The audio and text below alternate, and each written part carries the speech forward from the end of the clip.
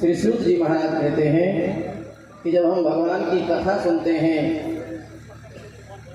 भगवान का नाम लेते हैं और जब भगवान का दर्शन करते हैं तो हमारे जन्म जन्मांतर के पाप जल करके भस्म हो जाते हैं।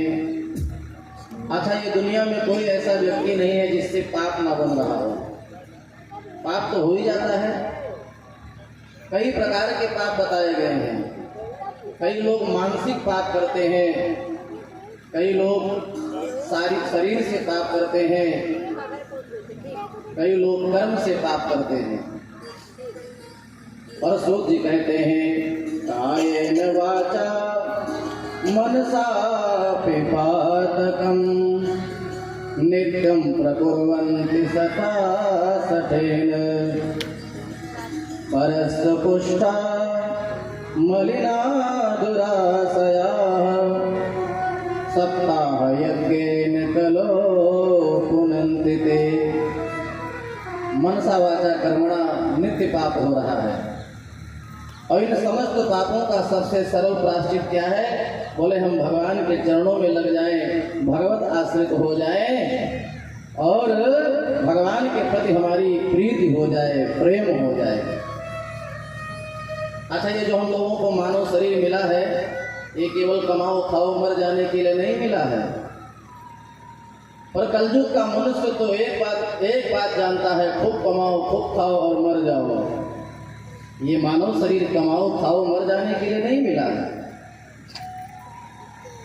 रामायण भागवत में वर्णन आया है, ये मानव शरीर भगवान की भक्ति के लिए प्राप्त हुआ है। अच्छा, हम लोग दुनिया में सब कर्म करते हैं, लेकिन जो करना चाहिए वही नहीं करते हैं, जिस लिए आए हैं वही नहीं करते हैं। तो मानव जन्म लेने का असली लाभ क्या है? तो कहते हैं, जन्म लाभा परम पुंसाम अंते नारायण स्मृति जन्म लाभा परम पुंसाम अंते नारायण स्मृति। जन्म लेने का असली लाभ क्या है? बोले अगर भगवान के चरणों में हमारी प्रीति नहीं हुई तो ये मानव जन्म समझ लो फिर व्यर्थ गया। किसी भी प्रकार से हमारा भगवान से संबंध हो जाना चाहिए, प्रेम हो जाना चाहिए। काम से हो, चाहे द्वेष से हो, चाहे भय से हो, चाहे स्नेह से हो। कंस ने भगवान को बैर भाव से याद किया। कंस को जब नारद जी के द्वारा पता चला मुझे मारने वाला होगा, काला काला होगा, बंसी वाला होगा, मुरली वाला होगा, गैया चराने वाला होगा, तो हर काली वस्तु में कंस को कन्हैया दिखाई पड़ने लगे। हाँ, हर काली वस्तु में उसको भगवान श्री कृष्ण नजर आते थे। कंस ने भगवान को बैर भाव से याद किया, गोपियों ने प्रेम से याद किया, तो भगवान गोपियों के ऊपर कृपा करते हैं। शिशुपाल ने भगवान को गाली सुनाया, गिन गिन करके गाली सुनाया। अच्छा, भगवान बड़े दयालु हैं, भगवान से बढ़ करके कोई दयालु भी नहीं हो सकता है। पूतना ने भगवान को जहर पिलाया, भगवान ने पूतना को सदगति दे दी। कंस ने भगवान से बैर किया, भगवान ने कंस का उद्धार कर दिया। शिशुपाल ने भगवान को जिंदगी भर गाली सुनाया, तो भगवान ने शिशुपाल का उद्धार किया। तो भगवान ये नहीं देखते हैं तुम भले हो बुरे हो कैसे हो, वो कहते हैं तुम आ जाओ मेरे चरण शरण में। सन्मुख होई जीव मोहि जबहि, जन्म कोटि अगना सब तबहि। सन्मुख होई जीव मोहि जबहि, जन्म कोटि अगना सन्मुख होई जीव मोहि जबहि, सन्मुख होई जीव मोहि जबहि, जन्म कोटि अगना सहित बहि। सन्मुख होई जीव मोहि जबहि, जन्म कोटि अगना सहित बहि। जन्म कोटि अगना सहित बहि। तो ये मानव जन्म केवल कमाओ खाओ मर जाने के लिए नहीं प्राप्त हुआ है। देह धरे कर यह फल भाई, भजिए राम सब काम बिहाई। वेदव्यास जी कहते हैं कि ये मानव जन्म जो मिला है भगवान की भक्ति के लिए प्राप्त हुआ है। और सौनक आदि ऋषियों ने प्रश्न किया कि भागवत की कथा सुन करके कैसे कैसे पापी डरते हैं। सूत जी कहते हैं जीवन भर जिसने पाप ही किया हो, यदि वो भगवान की कथा सुनते हैं तो वो भी पाप मुक्त हो जाते हैं, उनके सारे पाप जल करके भस्म हो जाते हैं। सौनक आदि ऋषियों ने हाथ जोड़ करके कहा गुरुदेव कोई ऐसा प्राणी हो जिंदगी भर पाप करके मर गया हो और भगवान की कथा श्रवण किया हो, कर गया हो तो बताओ। तो कहते हैं तुंगभद्रा नदी के तट पर एक पंडित जी रहते थे जिनका नाम था आत्मदेव। और आत्मदेव पंडित जी बहुत बड़े ज्ञानी थे, बहुत बड़े विद्वान थे। जब चलते थे तो लगता था दूसरे सूर्य के समान तेजस्वी थे। त्याग था, तप था। आत्मदेवा पुरे तस्मिन् सर्ववेद विशारदः, स्रोतस्मार्थ निष्णातो द्वितीय एव भास्कर। दूसरे सूर्य के समान वो तेजस्वी थे। पंडित जी के जीवन में किसी चीज का अभाव नहीं था। बड़ी यश कीर्ति, शिक्षा, संस्कार, लेकिन जो पंडिताइन थी आत्मदेव पंडित जी की एक नंबर की दुष्ट थी। हाँ, एक नंबर की। पंडित जी जो कहें ठीक उल्टा ही काम करती थी। पंडित जी कहें खिचड़ी बना डालो तो वो पूड़ी बना करके रख देती थी। और पंडित जी कहें आज बहुत जरूरी है, पूड़ी खाने की इच्छा हो रही है, तो वो खिचड़ी पका करके रख देती थी। अर्थात पंडित जी जो कहते थे ठीक उल्टा काम करती थी। अच्छा, कई बार हम लोगों के साथ ऐसा होता है। कई महिलाएं बहुत समझदार होती हैं तो उनको मूर्ख साथ उनके पति मिल जाते हैं, और कई पुरुष लोग बड़े समझदार होते हैं तो हाँ, अच्छा, पति पत्नी में एक दुष्ट हो, एक समझदार हो, तो जो समझदार लोग होते हैं वो हर परिस्थिति में अपनी बुद्धि से अपना जीवन जी लेते हैं। पति पत्नी में छल कपट नहीं होना चाहिए, प्रेम होना चाहिए। और पूरी रामायण भागवत में यही तो कथा है। जिसके यहाँ पति पत्नी में छल कपट होता है वह परिवार कभी सुखमय नहीं हो पाता है। आप विचार करो, ये धुंधली ने आत्मदेव पंडित जी के बात को मान लिया होता और जो वो प्रसाद लेकर के आए थे खा लिया होता तो फिर गोकर्ण का जन्म होता, धुंधकारी का जन्म ही नहीं होता। बताओ, घर परिवार में कष्ट होता। यदि दशरथ जी के बात को कैकेयी मैया ने मान लिया होता तो राम का वनगमन नहीं होता और दशरथ जी का राम के वियोग में मरण नहीं होता। दशरथ जी तो मना रहे थे कैकेयी का चरण पकड़ करके, वाल्मीकि रामायण में वर्णन है।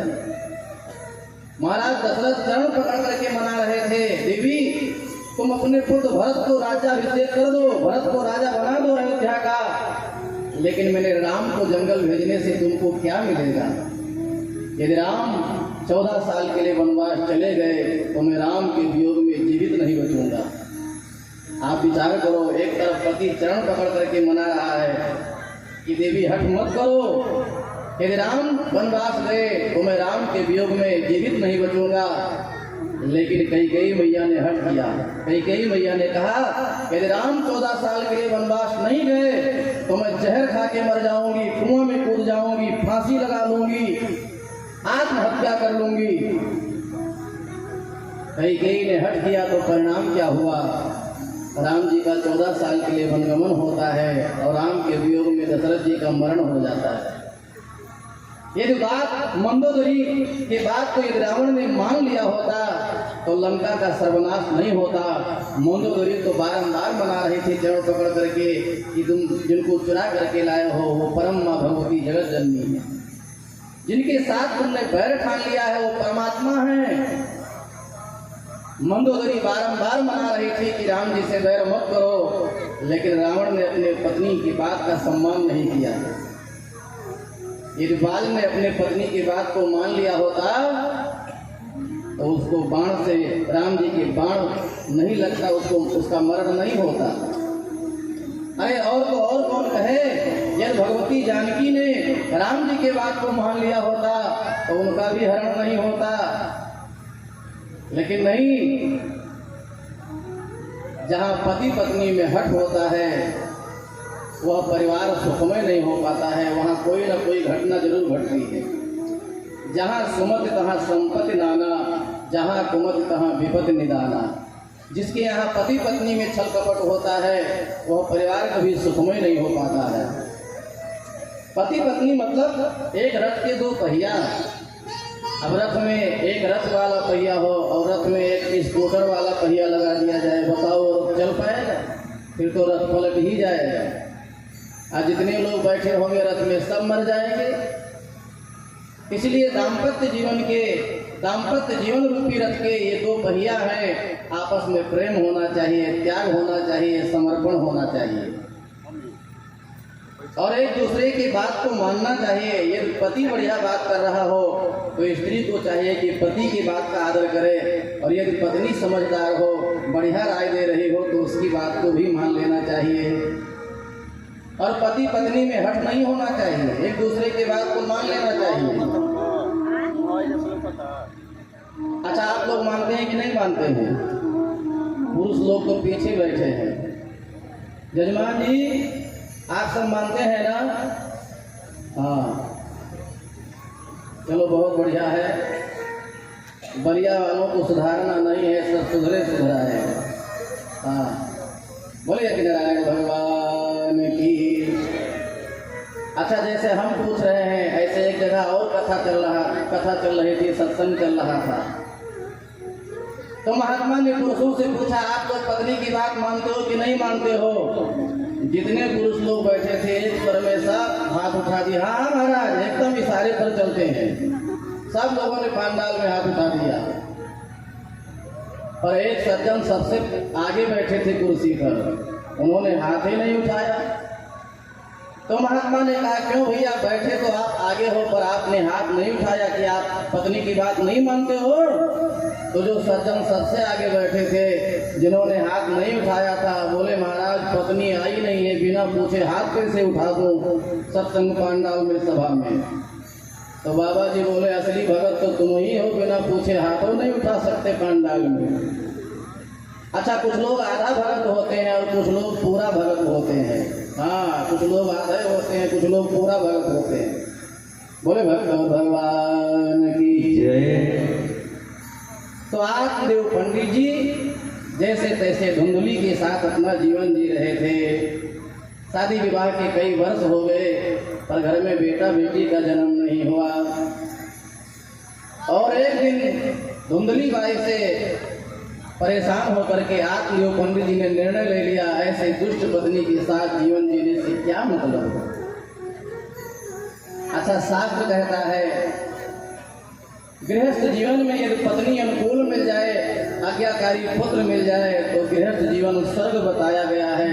अब पत्नी दुष्ट मिल जाए, बच्चे कहना न माने तो गृहस्थ जीवन नरक हो जाता है। हाँ,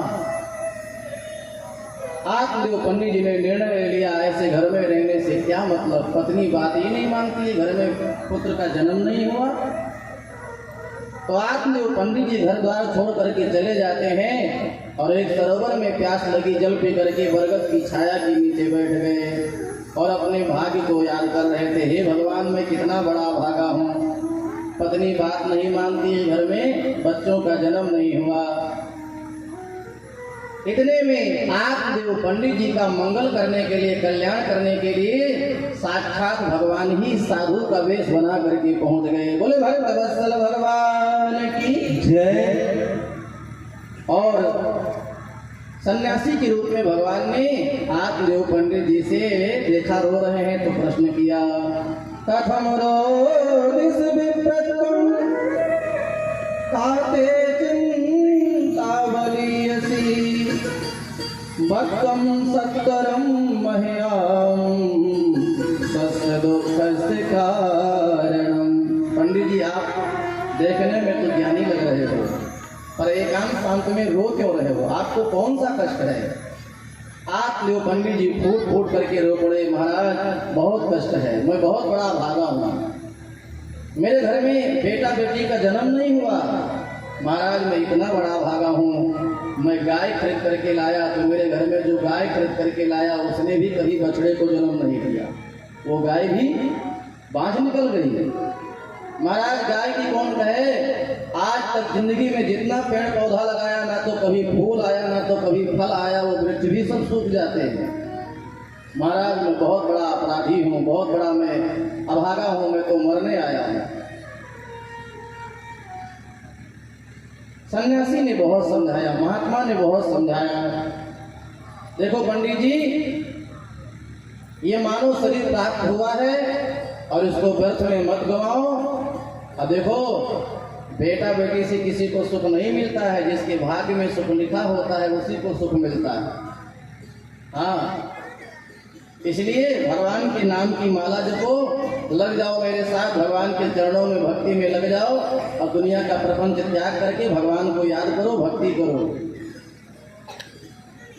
महात्मा ने बहुत समझाया पर आत्मदेव पंडित जी ने कहा, हे महाराज ये जो आप उपदेश दे रहे हो ये उपदेश देना तो हम भी जानते हैं, पढ़े लिखे हैं। मुंजा ज्ञानम प्रजारूपम बलिष्ठा कर्मणो गतिः विवेकम तु समासाद्य त्यज संसार वासनम। महात्मा ने बहुत समझाया कि भगवान की भक्ति करो, भगवान को याद करो, पर आत्मदेव पंडित जी ने कहा, ना प्रभु मुझे तो पुत्र चाहिए। अरे महाराज आप तो साधु महात्मा हैं, आपको घर गृहस्थी वालों का दुख कैसे मालूम चलेगा। एक शादी विवाह करने वाले गृहस्थ के जीवन के बारे में आप क्या जानोगे, आप तो साधु महात्मा हो। एक गृहस्थ का जीवन तभी सुखमय माना जाता है जब उसके घर में बेटा बेटी का जन्म हो जाए, बिना संतान के घर शमशान के समान लगता है। महात्मा ने कहा तुम एक जन्म के लिए रो रहे हो, मैंने तुम्हारे भाग्य रेखा को पढ़ लिया, 7 जन्म तुम जहाँ भी जन्म लोगे 7 जन्म तक संतानहीन ही रहोगे। सप्तजन्मावधितैव पुत्रो नैव वचनेव च सप्तजन्मावधितैव पुत्रो नैव वचनेव च। अब तो पंडित जी और रोने लगे, हे भगवान, मैं एक जन्म के लिए रो रहा था और आप कहते हो 7 जन्म तक संतान ही नहीं रहोगे। आज जो पंडित जी ने महात्मा के चरणों को पकड़ लिया।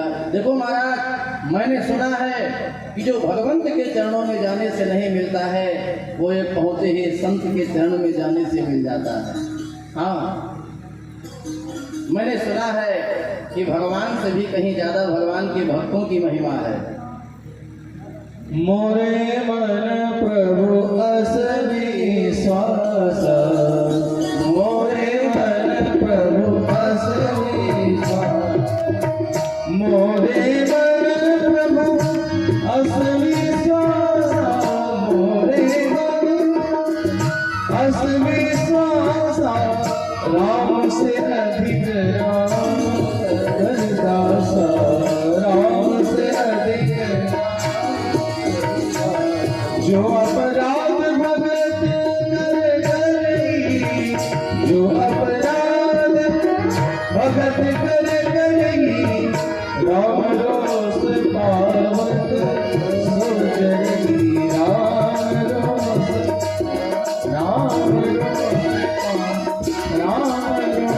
पावत। अरे भगवान की जय। तो यदि संत कृपा कर दें तो दुनिया में क्या नहीं मिल सकता है। अच्छा, जब गोस्वामी तुलसीदास जी महाराज 12 ग्रंथों की रचना कर दिए, गोस्वामी तुलसीदास जी काशी में रहते थे, बड़ी ख्याति हुई। तो जो काशी का राजा था वो संतानहीन था। एक बार काशी नरेश गोस्वामी तुलसीदास जी के आश्रम में पहुंच गया, चरणों में गिरा, रोने लगा। महाराज, बड़ा नाम सुना है आपका, आपने राम का दर्शन किया, आपने रामायण की रचना कर दी। महाराज, आप तो पहुँचे हैं संत हो, मैं संतानहीन हूँ, आप मुझे पुत्र होने का आशीर्वाद दो। गोस्वामी तुलसीदास जी बोले, ठहरो, मैं अपने राम जी से एक बार पूछ लेता हूँ। और आज गोस्वामी तुलसीदास जी अपने राम जी की सेवा पूजन करके जब प्रसन्न किए, राम जी प्रसन्न होकर के प्रकट हुए, तो गोस्वामी तुलसीदास जी ने कहा, राजा आया है, बाहर खड़ा है, रो रहा है, संतानहीन है, प्रभु उसके भाग्य में पुत्र है कि नहीं है? राम जी ने कहा, एकदम मना कर दो, उसके भाग्य में संतान है ही नहीं। गोस्वामी तुलसीदास जी ने कहा, राजन, मैंने अपने राम जी से पूछा है, तुम्हारे भाग्य में संतान नहीं है। निराश राजा सीधे वृंदावन धाम पहुंच गया। और वृंदावन में एक और महात्मा रहते थे तो राम जी के भक्त पर रहते थे वृंदावन में। नाम था उनका मलूक दास। दास मलूका कहे गए सबके दाता राम। अजगर करे न चाकरी, पंछी करे न काम, दास मलूका कह गए सबके दाता राम। काशी नरेश पहुंचा वृंदावन में और मलूक दास जी के चरणों में गिर करके रोने लगा। महाराज, घर में बेटा का जन्म नहीं हुआ। रोने लगा तो महाराज मलूक दास जी ने दया करके आशीर्वाद दिया और प्रसाद दिया, जाओ मैं तुम्हें आशीर्वाद देता हूँ, तुम्हारे यहाँ 1 वर्ष नहीं बीतेगा, सुंदर बालक का जन्म होगा। राजा लौटा आशीर्वाद प्राप्त करके और काशी नरेश के यहाँ 1 वर्ष के अंदर सुंदर बालक का जन्म हुआ। भगवान कृपा करती है। और जब पुत्र का जन्म हुआ तो राजा जो था वो स्वामी तुलसीदास जी के ऊपर बड़ा नाराज हुआ। ये बाबा ने कहा, भाग्य में संतान नहीं है, मेरे यहाँ सुंदर बालक का जन्म हुआ। और फिर रानी और राजकुमार के साथ सीधे गोस्वामी तुलसीदास जी के पास पहुंच गया। महाराज, क्या भक्ति का बहाना बनाते हो? आपने कहा मेरे भाग्य में पुत्र नहीं है, ये देखो भगवान ने मुझे सुंदर बालक दिया। अब तो तुलसीदास जी महाराज अपने राम से बहुत नाराज हुए। वाह प्रभु, आपने बढ़िया मजाक बनाया। जब मैंने पूछा तो आपने कहा उसके भाग्य में संतान नहीं है और आपने उसको पुत्र दे दिया और मेरी बेइज्जती करा दी आपने। भगवान श्री राम हंसने लगे। भगवान श्री राम ने कहा, भैया इसमें मेरी क्या गलती है? आपने पूछा उसके भाग्य में है बेटा बेटी की नहीं, तो मैंने कह दिया नहीं है उसके भाग्य में। जैसे मलूक दासी ने अपने तपोबल से आशीर्वाद दे दिया संतान होने के लिए और वो संतान उसको मिल गई, यदि आप भी अपने झोली से आशीर्वाद दे दिए होते तब भी उसका कल्याण तो हो ही जाता। तो जो भगवान के चरणों में जाने से नहीं मिलता है वो एक पहुंचे हैं संत के चरण में जाने से मिल जाता है। और आत्मदेव पंडित जी रोने लगे, चरण पकड़ लिए, महाराज मुझे पुत्र होने का आशीर्वाद दो। और फिर महात्मा ने झोली से एक फल निकाल करके आशीर्वाद दे करके वो फल दिया और कहा ले जाओ अपनी पत्नी को दे देना, खिला देना ये आशीर्वाद रूपी फल। मैं आशीर्वाद देता हूँ तुम्हारे यहाँ सुंदर बालक का जन्म होगा। आत्मदेव पंडित जी बड़े प्रसन्न हुए, प्रसाद लेकर के घर में आए, पत्नी को दिया और कहा देवी जानती हो एक महात्मा जी मिले थे, प्रसाद दिया है, आशीर्वाद दिया है, ग्रहण कर लो, अपने घर में सुंदर बालक का जन्म होगा। पर आप तो जानते हैं वो उल्टे काम करती थी। पंडित जी जो कहे ठीक उल्टा काम। गरज करके बोली महात्मा का प्रसाद है, ऐसे थोड़े खाया जाता है, स्नान ध्यान करूंगी, पवित्र विचार से उसको ग्रहण करूंगी। अब पंडित जी तो फल दे करके चले गए और धुंधली फल को लेकर के आंगन में बैठ गई, रोने लगी, हे भगवान ये हमारे पंडित जी को भी न जाने कहाँ कहाँ बाबा लोग मिल जाते हैं, ये फल खाने से कहीं बेटा होता है क्या? और माना मैंने ये फल खा भी लिया, फल खाऊंगी तो गर्भ होगा और गर्भ होगा तो पेट भारी हो जाएगा और पेट भारी होगा तो मैंने सुना है कि गर्भिणी महिलाएं जो होती हैं उनका भोजन कम हो जाता है। अब मेरा भोजन कम हो जाएगा तो मैं दुबली पतली हो जाऊंगी। और यही नहीं, माना गांव में चोर डाकू आए तो गर्भिणी महिलाएं दौड़ नहीं पाती हैं, भाग नहीं पाती हैं, चोर डाकू मुझे मार डालेंगे। माना गांव में कहीं आग लग गई चारों तरफ से तो सब तो भाग जाएंगे घर छोड़ करके, अब मैं भाग नहीं पाऊंगी और फिर तो मेरा मरण हो जाएगा। यही नहीं, मैंने सुना है सुखदेव जी अपनी माँ के गर्भ में 12 साल तक रहे और कहीं सुखवत गर्भ हो गया तब तो फिर मेरा गोविंदाय नमो नमः। धुंधली ने तमाम कुतर्क किया, फल भक्षेण गर्भो स्यात् गर्भेणा उदर वृद्धिता स्वल्प भक्षम ततो शक्तिर्गृह कार्यम कथम भवे। और माना कोई कष्ट ना हो, कोई विपत्ति ना आवे, जब मैं प्रसूति घर में रहूंगी तो मेरी ननद आएगी सेवा करने के लिए, भाभी जी करके सेवा करेगी और मैं तो प्रसूति गृह में रहूंगी और वो चोटी आएगी समय पा करके, समय से जितना सोना चांदी घर में है सब धीरे से निकाल के फरार हो जाएगी। तो फल खाने से बढ़िया। इतने में उसकी बहन आ गई। बहन बोली चिंता मत कर, ये फल खाने से कहीं बेटा होता है क्या? अरे ये फल खाने से कहीं बेटा नहीं होता है, ये फल गाय को खिला दे। देखते ही माँ बाबाओं के मंत्र में कितना शक्ति है। 2-4 पड़ोसियों ने कहा महात्मा का प्रसाद है ग्रहण कर लो। किसी की बात का आदर नहीं किया, अपनी बहन को बहुत मानती थी। और साहब धुंधली की जो बहन थी बहुत चालाक थी, बहुत दुष्ट थी। उसने मन विचार किया मेरे जितने बच्चे हैं सब निकम्मे हैं और एक यदि मेरी बहन ने महात्मा का प्रसाद ग्रहण कर लिया तो इसकी गर्भ से तेजस्वी बालक का जन्म होगा और मैं नहीं चाहती मेरे बहन से तेजस्वी बालक का जन्म हो। बहुत चालाक थी वो, प्रसाद गाय को खिला दिया कह करके और उसने कहा चिंता मत करो, 9 बच्चे हो चुके हैं, 10वें नंबर का होने वाला है। इस बार जो मेरा बालक जन्म लेगा मैं चुपके से तुमको दे दूंगी और तुम अपने पंडित जी से कह देना कि सुखपूर्वक पुत्र जन्म ले चुका है। पंडित जी ने कहा, पूछा प्रसाद ग्रहण किया था? झूठ बोल गई, हाँ प्रसाद ग्रहण कर लिया था। और समय से जब उसकी बहन के बालक का जन्म हुआ धीरे से वो अपनी बहन के पास पहुंचा देती है। धुंधली ने पंडित जी के पास संदेशा भिजवा दिया, सुखपूर्वक पुत्र जन्म ले चुका है। आत्मदेव पंडित जी जब सुनते हैं कि मेरे घर में सुंदर बालक का जन्म हुआ बड़े प्रसन्न हुए और ददोदानम दुदातेभ्यो। आत्मदेव पंडित जी बहुत प्रसन्न हुए, खूब दान पुण्य किया, खूब ब्राह्मणों को जिवाया, गौदान, द्रव्यदान, स्वर्णदान, वस्त्रदान। लेकिन जब धुंधकारी का जन्म हुआ और 3 महीना और बीता तो आत्मदेव पंडित जी के यहाँ चमत्कार हो गया। त्रिमासे निर्गते साधेनु सुसुवेर्भकम् सर्वांग सुंदरम दिव्यम निर्मलम कनक प्रभम। 3 महीना बीता तो आत्मदेव पंडित जी के यहाँ चमत्कार हुआ। गौ माता ने भी सुंदर बालक को जन्म दिया। सर्वांग सुंदरम दिव्यम निर्मलम कनक प्रभम, सोने के समान बढ़िया कांति युक्त बालक का जन्म हुआ। अब तो पूरे गांव वाले, क्षेत्र वाले बधाई देने पहुंच गए पंडित जी के यहाँ। पंडित जी प्रणाम, पंडित जी बधाई हो। अरे भगवान देते हैं तो उनको देने में समय नहीं लगता है। अच्छा, भगवान को देने में भी समय नहीं लगता है तो भगवान को लेने में भी समय नहीं लगता है। पूरे गांव क्षेत्र वाले खूब बधाई दिए। पंडित जी बहुत प्रसन्न हुए। अरे भगवान देते हैं तो छप्पर फाड़ के देते हैं। पंडित जी के यहाँ सुंदर बालक का जन्म हुआ तो आज पंडित जी के यहाँ गाय ने भी सुंदर बालक को जन्म दिया। ये भाग्य तो देखो। पंडित जी बड़े प्रसन्न हुए और खूब ब्राह्मणों को बुला करके दान पुण्य करवाया।